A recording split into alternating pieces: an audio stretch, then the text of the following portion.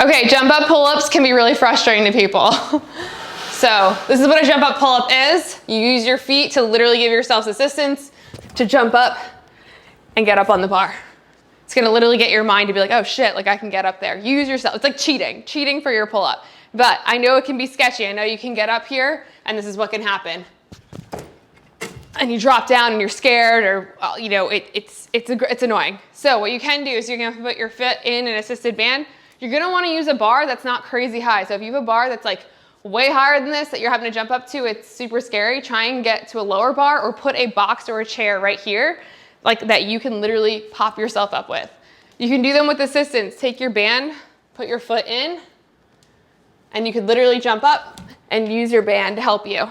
And use your foot, if you're close to the ground of the box, to literally push off and help you jump up. It's literally, again, like a little cheat to get you up on your pull-up. So that's jump up pull-ups. They're super beneficial for you to get your first pull-up or to just conquer pull-ups in general. So use your freaking foot. Don't be scared. You got this.